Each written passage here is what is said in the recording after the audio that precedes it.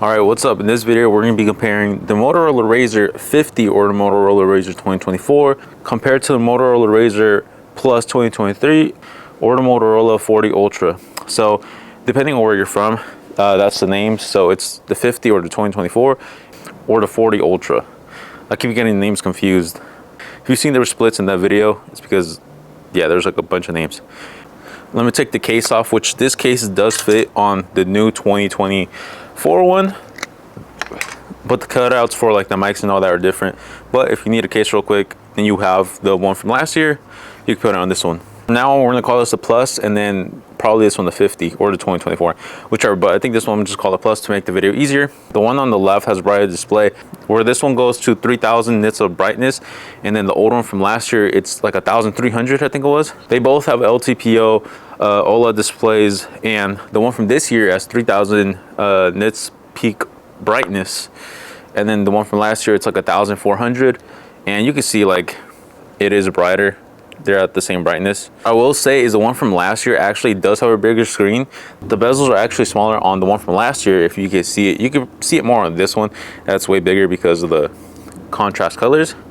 But besides that, this one's a vegan leather. This one just, I think it was like a plastic. I don't know. I put like a little protector on it. Cameras are about the same, basically. They're about the same. Actually, I think I prefer the ones from last year, actually. This one looks a little more true to life. All right, the refresh rate on this one, it's like, I think it's like 1 through 165 or 10 through 165 hertz. And this one that goes all the way to 120, which is still really nice. It looks really good. So far, I haven't had any issues. I just got this like 2-3 days ago. But besides that, yeah, the outer display, I think it's 90 and it goes down to 60. This one, I really don't remember. I think it's like 60 to 90, about the same. So dust and water resistance, this one takes the lead. Compared to this one, this is like a water resistant, like it repels the water. IPX8 water and dust resistance, so this one's better in that regard. This new one freshly comes with Android 14. This one has Android 13, but I think just got the update like as soon as these drop. So they're both 14 right now. This one might last you like a year longer, but realistically, they're gonna be about the same. And now the chipsets, this is where the one from last year takes the lead again. I keep seeing my face, let me take that off. This one has a Qualcomm Snapdragon 8 Gen 1. Well, this one has a MediaTek Dimensity 7300X, something like that I think it's called. So this one is gonna run better compared to this one. But I think we're gonna make a video of like testing them on gaming, stuff like that, see which one's better. If I seen that one is worse, if one lags, we're gonna be playing games like Genshin Impact, probably Fortnite, Fall Guys probably. I think those are more like demanding games, so we're gonna see what it looks like. We're gonna record that. Looking at specs wise, this has a better camera because it has a 50mm main camera, and then the wide angle is 13. While on the one from last year, it's 12 megapixels and then 13 on the ultra wide one. So technically this one is better, especially if you want to do 2x zoom. This one has built-in 0.5, 1, and 2. It goes up to 10 times. This one only has a 0.5, 1, and goes to 8 times digital zoom. They both have macro photography, which is nice. You can both fold them like this, take photos like that, which is really nice. They're both 32 megapixels on the internal, so that's really nice. But the outer ones are still better, so just use the outer ones.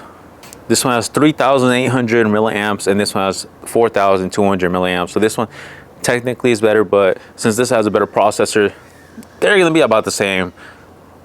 Or this one might work, or this one might help you out if you're like gaming or probably watching YouTube. I completely forgot what I was talking about. The camera overheated, even though we're in shade.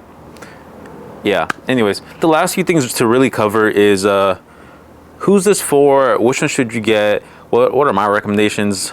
I don't usually use Android phones, I use iPhones, but if I were to pick one, I'd pick the one from last year. Not only is it faster, it's probably going to last you about the same. Battery life is going to be about the same. The charging speeds are both, on the website it says 33, but people say it's 30 watts of wired charging. They have no reverse wireless charging, where the 2024 one of this one, so the Plus 2024 or the Razr 50 Ultra is better than both of these, obviously, but it does have that as an advantage. But if I were to pick one of these, look, you can get this used for about the same price as this one new, or you might be able to find this for like $350 or under. Check with your carrier, let's see if they have one, if you're able to get a deal, because I was able to get this for about $305, where if you were to get it by yourself plus like accessories, it's going to be like around 800. Or you could just get this from a carrier and then get some accessories and it'll be like 350 or something. After tax, after connecting it, after doing all that. But they tell you it's like $200. But fees and all that, it's about 300. So yeah, there's that.